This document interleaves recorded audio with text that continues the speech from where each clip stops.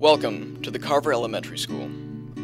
There are 3 buildings that provide space for the 883 students in pre-K through grade 5. Let's tour the buildings. The Irwin K. Washburn building was built in 1974. It is 35 years old. It is a modular building that was supposed to last 25 years. It has outlived its useful life and needs significant renovation to repair the infrastructure and to meet educational needs of the students. The cafeteria was built for food service and had a stage for student performances. Due to severe overcrowding, the stage area had to be converted to reading classrooms. Currently, 4 reading teachers share the converted stage. Even the stairs to the cafeteria are used as a teaching space. The noise level distracts students and teachers. The space is not adequate for teaching young children to read. The building is not energy efficient. The doors no longer close properly, and energy is lost, and it also allows insects and rodents access to the building. The roof is in need of repair. The ceiling tiles are damaged from frequent moisture from the roof and plumbing.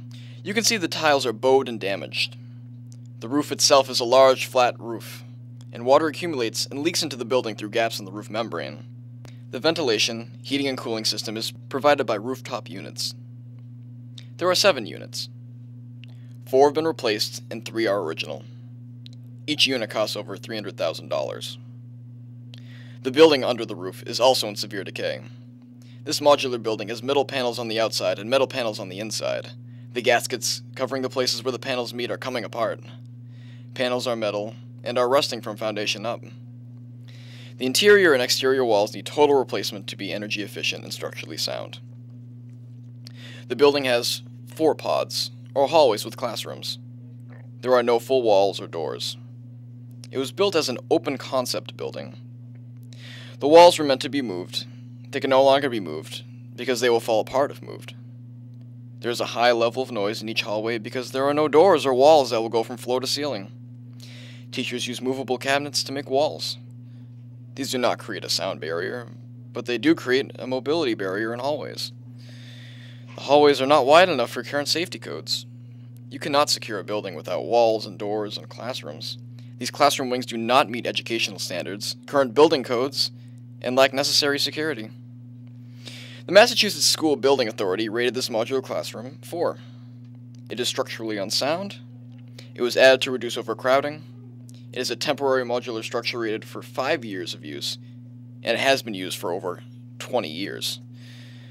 The windows in this classroom and most of the classrooms in the building have lost seal and have permanent condensation which prevents light from coming through and is a source of energy loss. The exterior panels on the building are coming loose and insulation is exposed to the elements. This is a former broom closet, and now it is a classroom for speech and language students. Most of the storage closets in this building are now small group classrooms or offices. There is inadequate ventilation in closets/classrooms.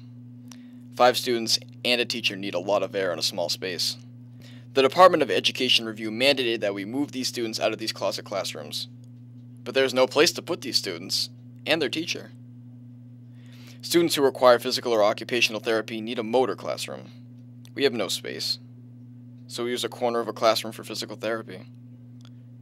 This is also a violation of educational regulations. It is also a disruption for students in the classroom. In all hallways there are storage containers because the classrooms have no cabinets. This does not meet current building and fire codes. In all weather, students must go outside to get to the other building. Some students in grades 4 and 5 must go to the other building for physical education, lunch, library, and reading, all in one day. Valuable teaching time is lost in getting coats and walking to the other building. Now you are entering the Governor John Carver building. This building was built in 1951. This building does not have a library/media center, and the cafeteria and gym are too small to serve 300 students in the building.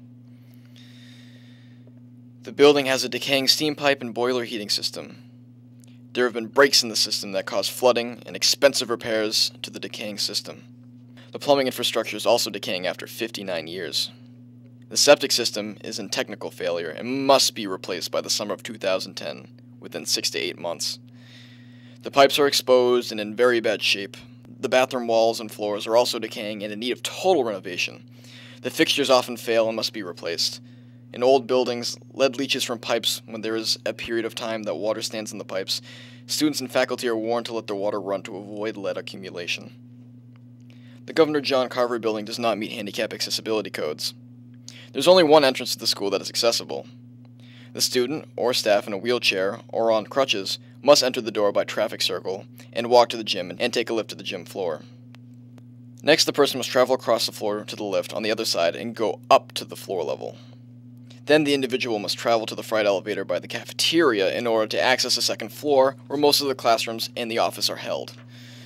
A student cannot do this alone, and the student must be accompanied by a paraprofessional. This building does not meet accessibility codes.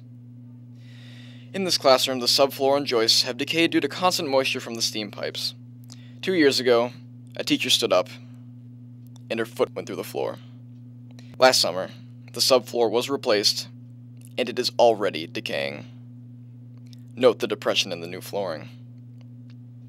There's inadequate storage, and there are music instruments and offices under stairwells.